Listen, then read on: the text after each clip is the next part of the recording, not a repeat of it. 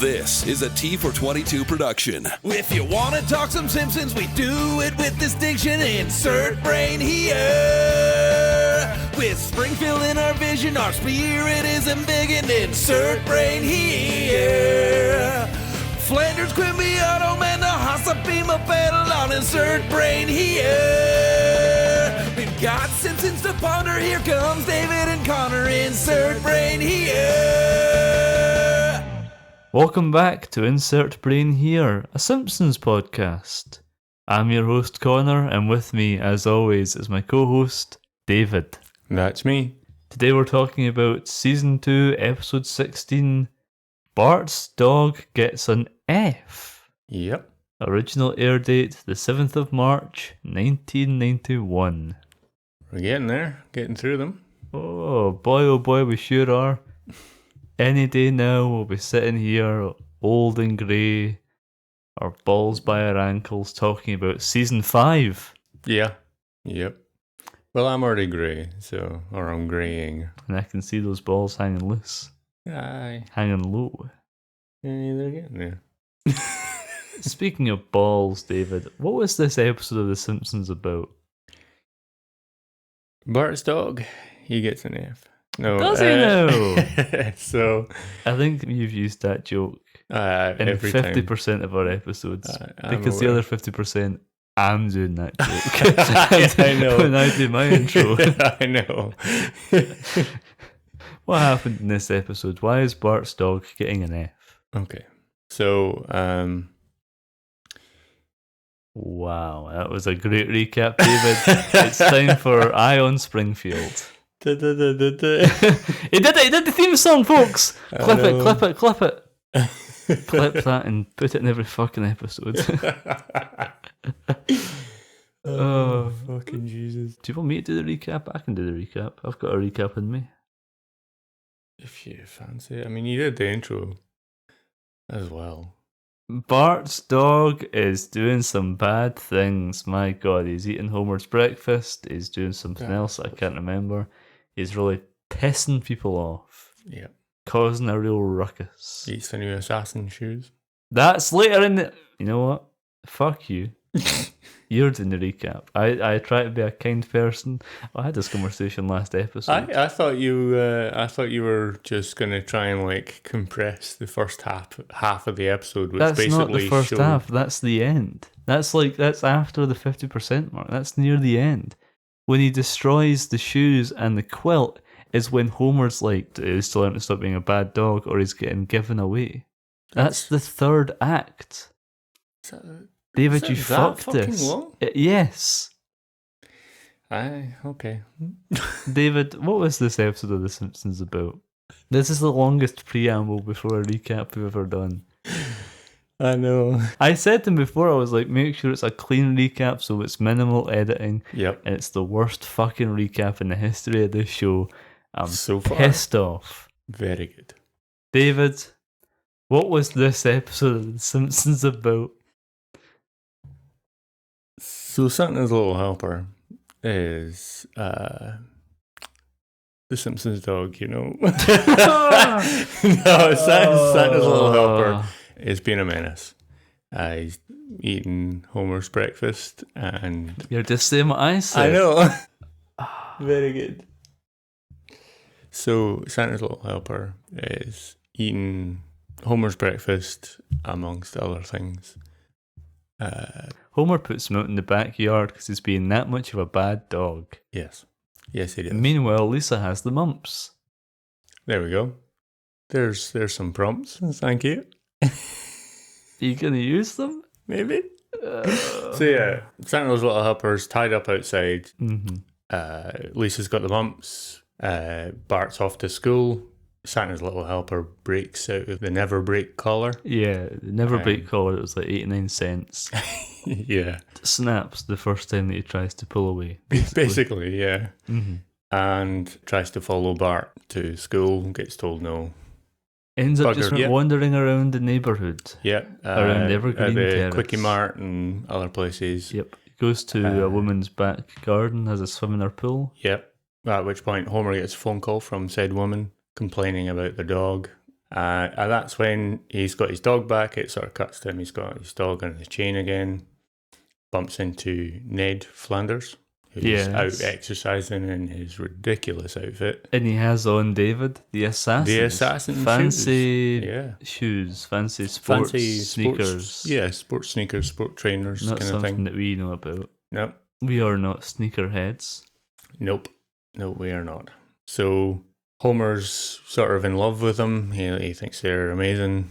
Anyway, Ned buggers off because his heart rate's getting low. Yes. And, it's implied that the shoes can monitor his heart rate. Yes, it is. and sets off a wee alarm when it's getting too low. You need to exercise more. Bring it back up. What the fuck happens after that again? I've thrown you the life raft 5 times. You will not catch on. David. That's how I'm where I am. I will now watch you drown. Good. Right. Tread water here. No, I got nothing. Right, let's start again. David, what happens in this episode of The Simpsons?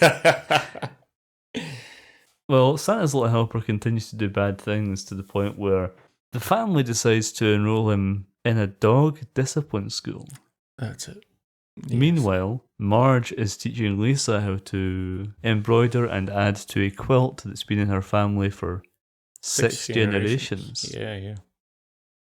Very good. Take it away. Okay. So they sort of run through the generational, quite funny embroidery little patches. Lisa gets told she's adding one. And then I'm out. So the dog is struggling in the education school, still doing bad things, rips up Homer's shoes, the assassins that he bought when he was out getting magazines for Lisa. Yes. Teen Dreams and some other one. Teen Dream, Team Scream, and Teen Steam. There we go. Man, I'm on the ball today. Yeah, you are. Thank fuck. Yep. So he buys the assassins that are expensive. Mm-hmm. He goes home and Santa's little helper destroys them. So the family decide they're putting him into a school for dogs who are bad. Mm. They land on this one that's run by a British woman. Mm. And Bart starts taking him and trying to teach him how to be not such a shit. Yeah. Meanwhile, Homer, upon failing to return these destroyed shoes, buys a giant cookie. Yes. And lo and behold, he never gets to taste that cookie. After No, writing a note and sticking it to the cookie with sellotape, it's destroyed by Santa's little helper along with the 6th generation quilt that Marge and Lisa had been working on, that Lisa had just finished adding her own patch to, which is a testament to her love for music and features her teacher Dewey Largo and Bleeding Gums Murphy. Podcast favourite character, Bleeding Gums Murphy. We love a bit of Bleeding Gums Murphy here. Yes, we do. And so the family come to the conclusion, Homer and Marge are like, right, if Santa's little helper doesn't pass this discipline school that he's at, he's done. We're giving him away. Is that the point when there's a guy that comes to have a look at Santa's little helper as well? Some guy's like, I'll take him. Because Homer convinces the guy down the phone that Santa's little helper can say, I love you. Yeah. The guy's already to take him to work on his farm, pulling carts like a mule. Yeah. Don't know why he needs to be able to say I love you for that. Some sort of weird farmer thing, I'm sure. Whatever. He's going to be fucking that dog. Oh, probably. You know how farmers are. Yeah. David, what happens at the climax of the episode? How does our story conclude? So, Santa's little helper, he's just failing at everything in the classes, despite Bart having asked for a free pass from the British teacher. To the British teacher, yeah. Yes. That's a hard no. Basically on what they think is the last night that they have Santa's little helper, because he is not going to pass the exam that seems to be he's not going to get his doggy diploma. Yes, because of that, Bart is out in the back garden trying to drill home the last possible opportunity of... Lisa tells him just to have a good time with him because he's not going to learn it. Yeah. It's a lost cause. So they have a bit of fun, play around, and then he happens to say about the fact that you If only you could understand what I was saying and you could learn to sit. Yes. And Santa's little helper hears him say sit and understands him and sits down. Yep. And then he learns roll over. Lie down. Shake. Lie down, roll over, and shake. Speak.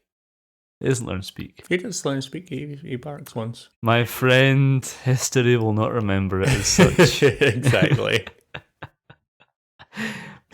Santa's little helper passes. Yes, he does. He gets his diploma.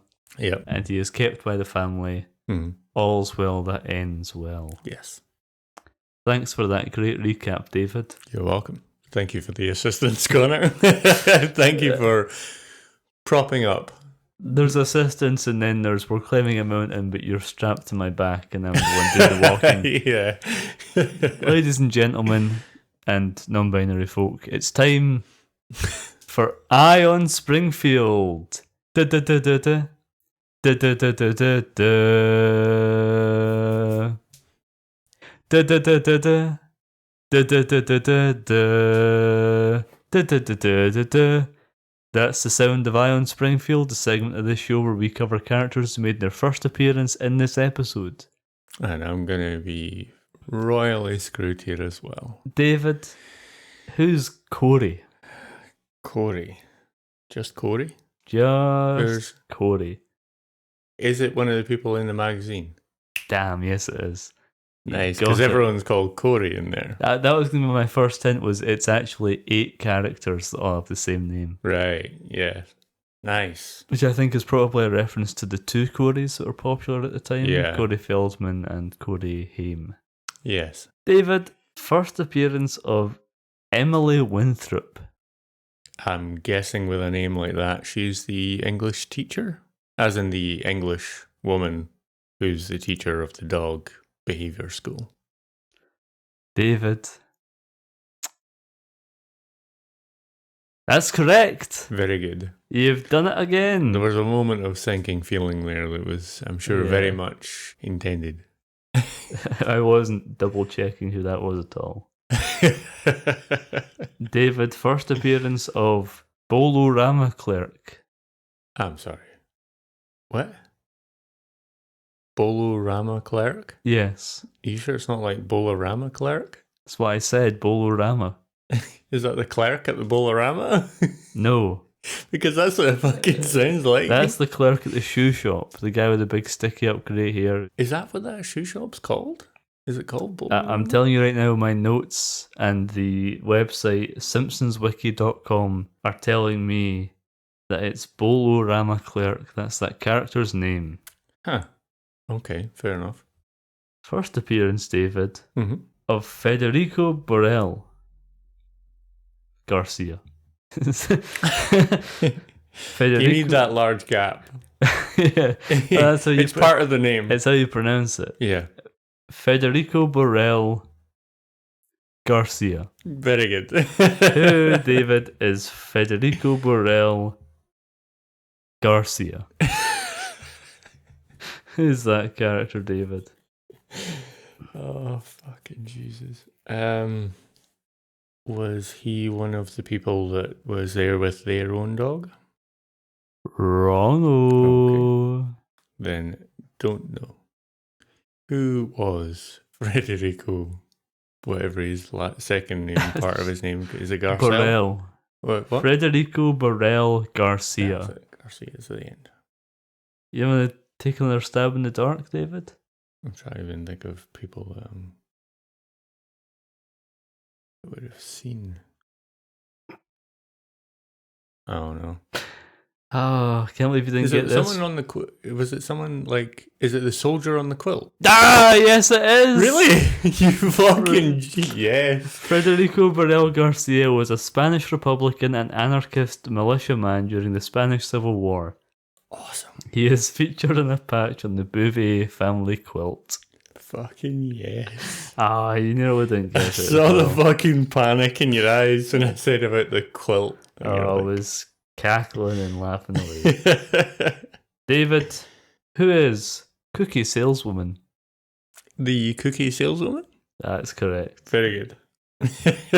David, who is Bernice Hibbert? Bernice Hibbert. I know that name. What's the relation to the other guy? Well, I can't tell you that, or I'd be giving the game away. Good point. What's her role in the episode? Who's she related to? What scene was she in again? Who does she look like? I obviously she's someone's like relative, clearly. But I'm trying to get it. So I'm not cheating here, but I'm just trying to think. The people at home listening to this podcast, or at work, or in their car, Yeah. they know who Bernice Hibbert is. I'll tell you that much. They know. They got it instantly. If they're a Simpsons listener or a watcher of the show, The Simpsons. It was a non-speaking role, David. All right. Don't know. You giving up? The only thing that I can think of. You've got all of them so far, I think. No, I've missed one so far. The clerk. Oh yeah, that doesn't really count. Yeah. You've got all the major ones right. Yeah. Some of the fucking You've got trip up ones. Good track record this episode. Yeah. It'd be a shame to throw it away on Bernice Hibbert. I know. The only thing I can think of is one of the people that doesn't really say anything that as you pan across. That's at the dog thing. Wrong. No, okay. You giving up? Yeah, sure, why not? That's the wife of Dr. Julius Hibbert. She is seen for the first time. Oh, yes. When you Marge see her. phones Hibbert's house instead of his Shit. office. David, who is J.J. Hibbert? Would that be one of his kids? Yep. Right. I'm trying to think how long I should make this segment. I should really stretch it the fuck out. Why not? David, who is Father McGrath? Wait. When did we see? Is he? I'm guessing he's like a priest or a pastor or something. Father McGrath. When the friggin' hell did we see that? I know I'm terrible at remembering the episodes, as is displayed by our recap. Well, But when the fuck did we see a pastor? David, Yeah. who is Father McGrath? He is a priest. Right. I'll give you that much for free. Okay. I won't charge you for that information. It's for the best. He is a priest. David, what's he doing here? Where would he be in this episode? He's not in The People with the Dog. Oh, was he the one of the adverts for the other places that you could send your dog? No. Wrong. Okay. I'll give you this. He has one line in the episode. Oh, okay. So it's definitely not. And we did laugh at the line. You and I both. Bollocks. It's a short line. He's rolling his eyes in the back of his head. He's vomiting pea soup all over the room.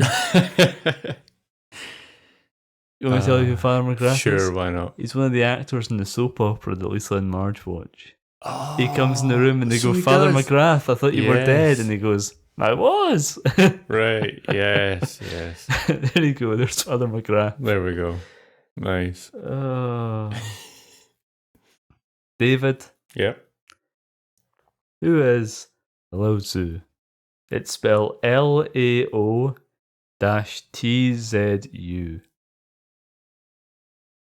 Is that one of the dogs? Yes. You really? Named after ancient Chinese philosopher with the same name. That's Martin Prince's dog. Fucking hell. That's the one I actually thought of as well. It's got like the wrinkly skin. Yeah. and- Aye. David, who is Jack? Is that guy that I was asking if he's the first appearance? That What do you did. mean? Oh, the guy in the soap opera? Yeah. Yeah. Right. David's first appearance of Joe Franklin. Joe Franklin. Is it Joe as in a female? Is that woman? The blonde haired woman in there? Wrong. Fair enough.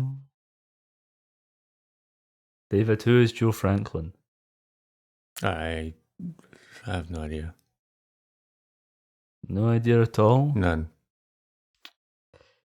You giving up? Yes. Joe Franklin is an American radio and television personality. He is seen in this episode when Santa's Little Helper is channel surfing, interviewing Krusty the Clown. So he is. It is a non-speaking role. Right, yeah, because it was Krusty that was actually saying something at the time. You know, so you're the only show that I'll come on, or something. Yeah. David, Mm-hmm. who is Duke?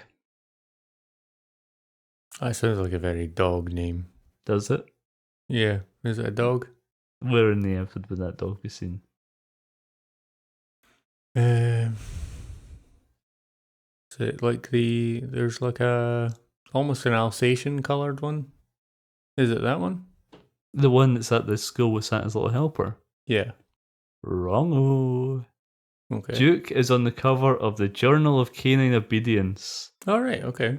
Nice. that Emily Winthrop is reading. Right. Very good. We're really dragging this one out today. I thought you would have got that one. How the fuck would I get that one?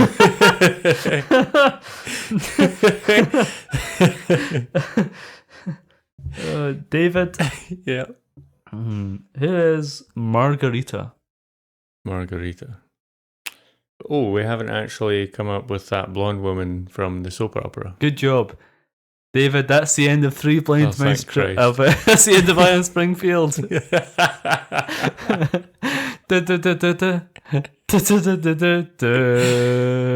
It might as well have been Three Blind Mice trivia for me.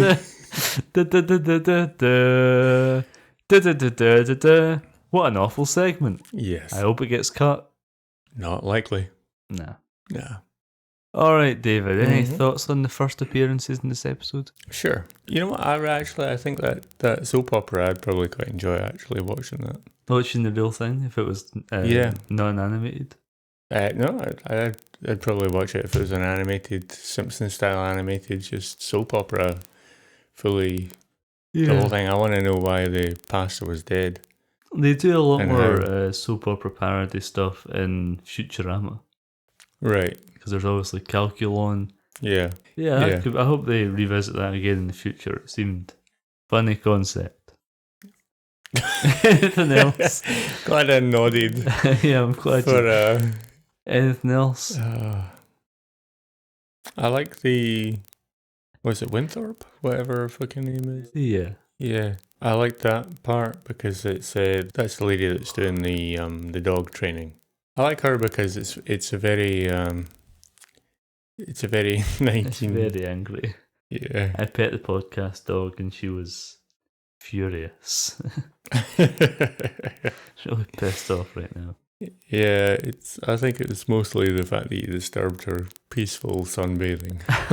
But yeah, it's a very 90s way of, well, I mean, even then it's probably a little bit old, but it was quite common Yeah.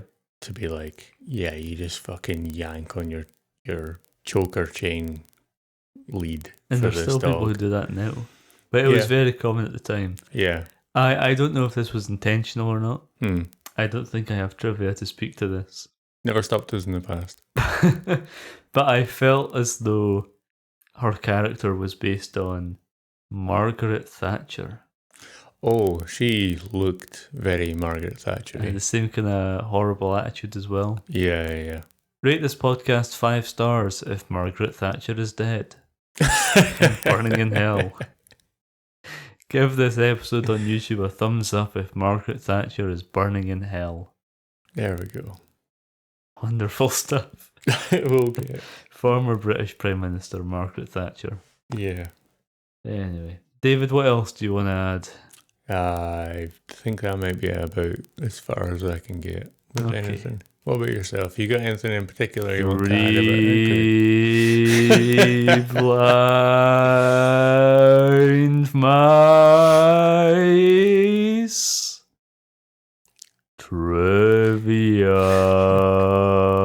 trivia. That's the sound of Three Blind Mice trivia. Is it? Nope.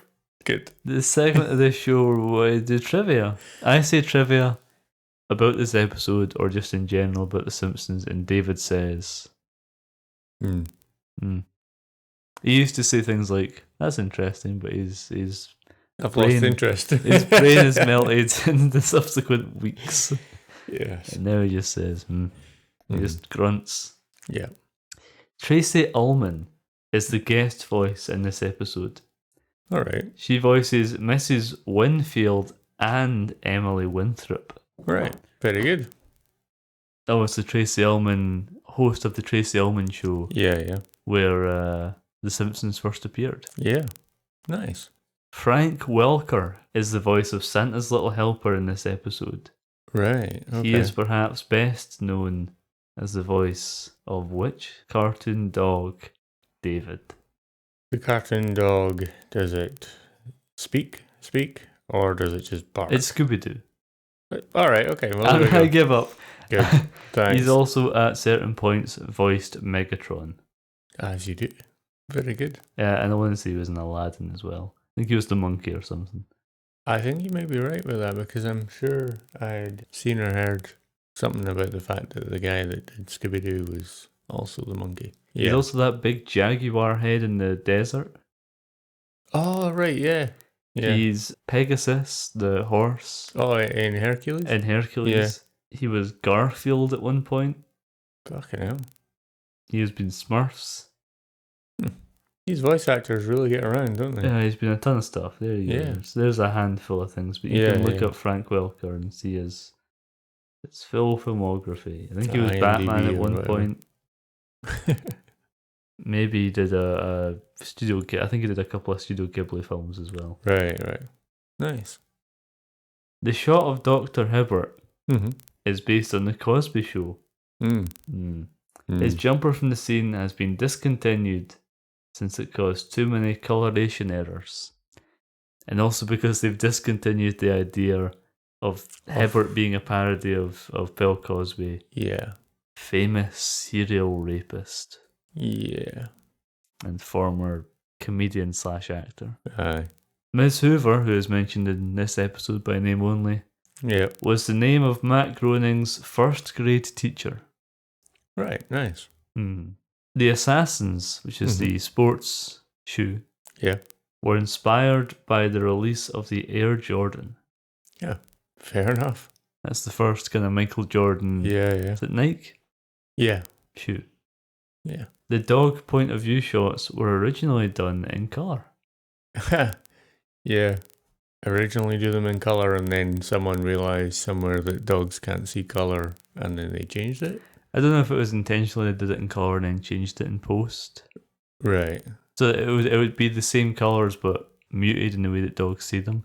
Right. The extent of my trivia is the dog POV shots were done in colour originally. Right. That's the full sentence. Fair enough.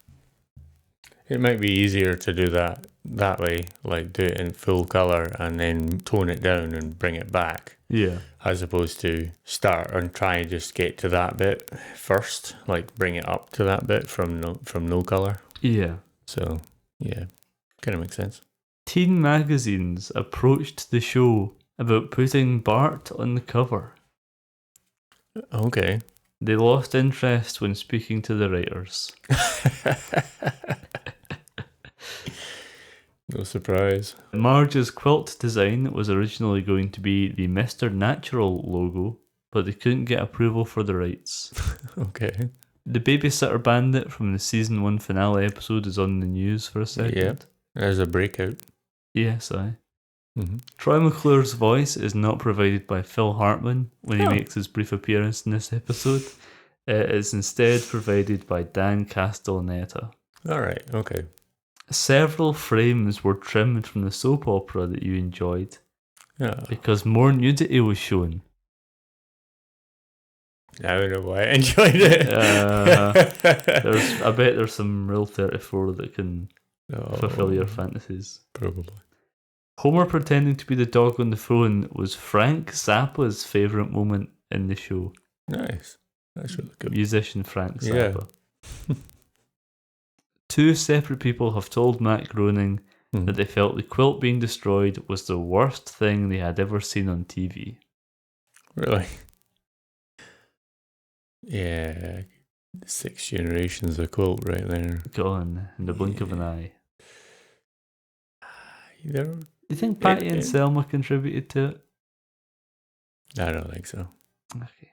I think if there's a couple of cigarette burns in that old quilt, that's their contributions right there. The ending of the episode is a parody of Animal House and The Oscar. Right, yeah. Yeah. Where it freeze frames on the dog and it says, this dog did this at this point, that kind of thing. The art pen that was used to write the end credits is no longer made. Oh, okay. That's just a general bit of trivia. Yeah, I like to throw those in every now and then. Yeah. That's the end of 3 Blind Mice trivia. Very good. I don't do the outro. I don't do the outro. I don't do the thing. That's the end of 3 That's Blind Mice trivia. It's done. Finished. David, what's your one bit of animation that you actually quite liked? I think you read that. I was like, I'm not going to instigate this, you but I need telepathically to beamed it into my mind. Yes. That's what we were moving on to. Yeah. What's your one bit of animation that you actually quite liked? My one bit of animation that I actually quite liked is kind of a few, but one style of animation, and that's the dog POV. I knew you were going to say that. Yeah. I thought it was really good. That was really, really well done. Yeah, I thought it was really... the warping of their faces and whatever else. The voices and yeah. It was just really, really well done. Yeah.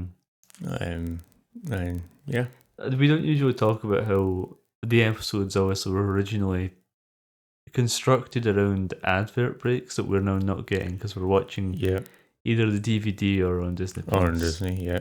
Mm-hmm. But there's a great moment where the line that Homer's building up to the fact that he's going to give the dog away, but the actual line is distorted because it's from Santa's Little Helper's POV, and then we fade to black because that would obviously originally have been an advert break. Yeah. And then when we come back, Bart reiterates what he just said. I thought that was really good. Yeah. Would have had me on the edge of my seat if I'd been watching it on the TV on Channel 4. Oh, yeah. Are we going to waffle a little bit? Do we have anything to waffle about? I can see, David, that you've once again neglected my one piece of animation that I actually quite liked. Yep. So are we waffling or... My one bit of animation that I actually quite liked was the quilt. Just the way that they designed the quilt in the animation to make it look like it was embroidered. Mm-hmm. It was a very good looking piece, well drawn. Yep, that's my one bit of animation that I actually quite liked. Okay. Moving on. Okay, David, you wanted us to waffle for a bit? Take it away. You know what I really like, it just popped into my head there, is I really like the fact that there's a signed Bleeding Gums Murphy in Lisa's bedroom. Yeah, framed picture up in Lisa's bedroom. That's bedroom. there from now onwards. Like it's in every... If you watch like an episode in season 32, 33, you can see that signed picture. You can see it much clearer as well. Yeah, I bet. I bet. It'll be like a fucking photo. But yeah. I liked Lisa's quilt designs, both of them. Yeah. The original one is a tribute to her music, and then obviously she creates a new quilt design commemorating the death of the old quilt. She was Santa's Little Helper ripping it apart. Yeah. I love how this is a new segment called I Love the Simpsons, where I just say things that I liked in this episode. I love how the shop that Homer goes to get his giant donuts has like no consistency. Yeah. It's like macadamia nut cookies, but there's a statue that's like Greek holding up the giant donut, I want to say. Yeah, but it's Atlas holding up the giant donut, but it's a Roman design on the shop front, and then the cookie shop girl is like says aloha and is wearing a Hawaiian garb, or a stereotypically Hawaiian garb. Yeah. That's very funny to me. It's like 4 different things, and they're just like Also, it's a taste of a of the Yeah. giant cookies. Aye. First off, the size of the giant cookie being held up by Atlas on the sign. Then the size of the giant cookie that Homer actually buys Aye. for $1. A 1990 whatever dollar, $1991. Right. And the tiny little bite-sized tasters. It's not Aye. even that they took one of the giant cookies and split it up into bits, broke it into pieces Yeah. for the taster. It's small cookies, which will not taste the same No. as either of the other two displayed cookies. So the one that we see and the giant. I think the one that Atlas is holding is probably not a cookie. It's probably made out of like No, polystyrene Well, it clay won't or be something. because it's a sign. It's a sign. But I'm just saying that if there was one for sale that size, like 1-for-1 scale to that size, it would definitely not taste anything like a tiny little dollar-sized cookie. David, do you know what $1 in 1991 would be worth now? What's that? $2.29. It's still cheap for a cookie. Yeah. To be honest, like a cookie, like almost the size of your head. Remember when we used to go to that counter, that Millie's cookie bit? Yeah. They had similar giant cookies that was fancy flavours. Yeah, How they were about that sort of size. How much would you say those cookies were, David? This was pre-pandemic as well. I feel like they were about £2. I think they were about £2 a cookie, $2.50. Yeah, so they were about they right. were about $6.50 in a milkshake. A cookie shake. A cookie shake, yeah. If you wanted your milkshake with a cookie in it, as opposed to I'd kill for one of those fucking cookie shakes right now. We could probably make one. we could Blender, get the blender, cookies ice from, cream, milk, and cookies. cookies. Yeah, not a blender. Do you have milk? Not any cow's milk. I don't think it's quite going to be the same. An almond milk, rich tea biscuit shake With no ice cream. with no ice cream. What you're describing there is mulch. Yes. Perhaps use it to make a paper mache display of a giant Probably. cookie. Yeah. What do you think of the design of the assassins? Would you wear those? No, never. Okay. Ridiculous. In my opinion, they look ridiculous. I mean, I think all sneakers look like shit. Most, to me, definitely. Yeah. They've got Adidas ones. Have got like sponge bits at the back and piping throughout it. Oh, and they've got like the fucking heel that sticks out like for no like you've got reason. an extra set foot pointing that way instead. It's nonsense. Jordans. They're all disgusting nonsense, and I hate them. Yeah. I do, however, like that the assassins have name plates, like vanity plates on the back with your name. Yeah. That's great. Yeah. They also said that Ned said that they light up or something lights up on them, but we never see any that. lights. I mean, they get destroyed. Homer's ones get destroyed instantly. True. Wonder what that would cost in today's money. $125 in 1991. What's that, like $370 or something? $286.57. Okay, well, it's not consistent in the calculation. I think it's like an average. Yeah, Right. $286.57, which is it's still not bad for. It's still not bad for a top of the line, brand spanking new heart rate monitoring I've shoe. spent more than that on a Lego set. Oh, I know you have. Sneakers are stupid. Yeah, they are, and I think somewhere in there, I might be wrong, but somewhere in there, at the very least now, I feel Yeah. a lot of people that are like maybe sneakerheads or that kind of thing that they quite like shoes. They're not going to want them if you made Assassins today. They're not going to want them because of you've got 3 strips of Velcro. Velcro was more of a 90s thing, to be fair. I know, it was everywhere in the 90s. David. Yeah.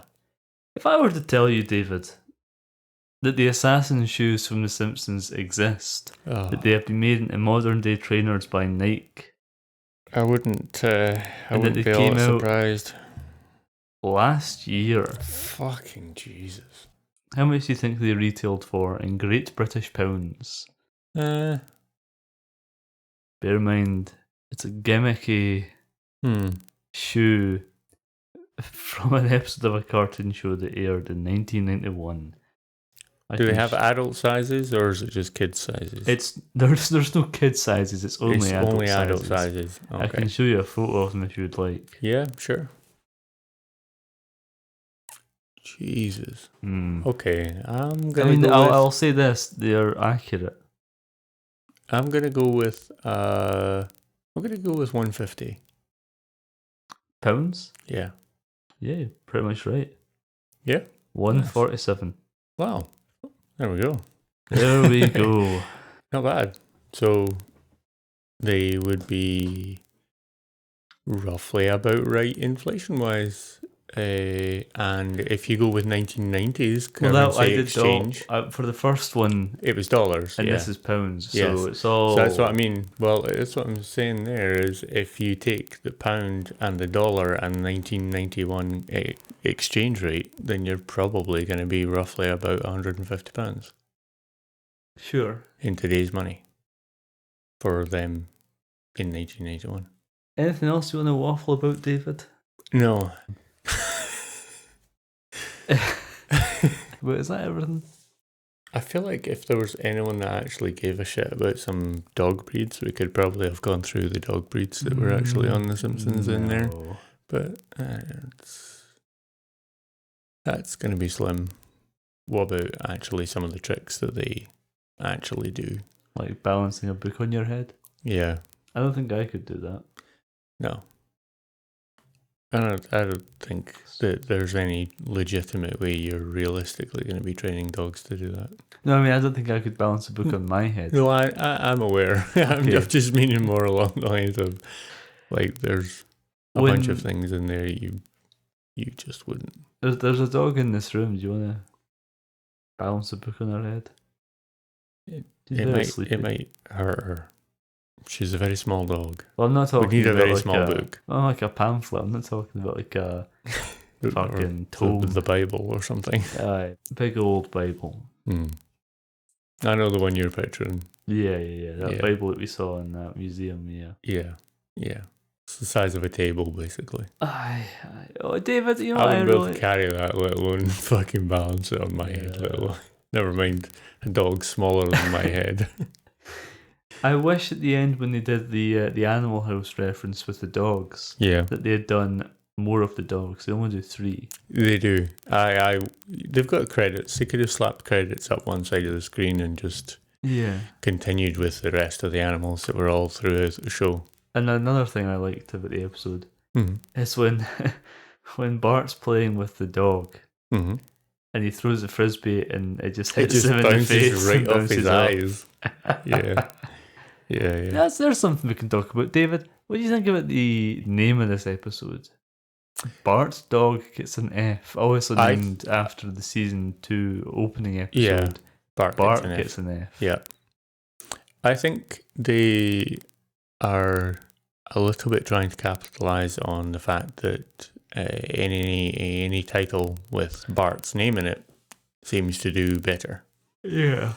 And it is a bit of a Bart episode. Santa's Little Helper gets an F isn't quite gonna... It's not quite the same. So, he doesn't get an F. No, he passes. He passes. It's not like the episodes are similar.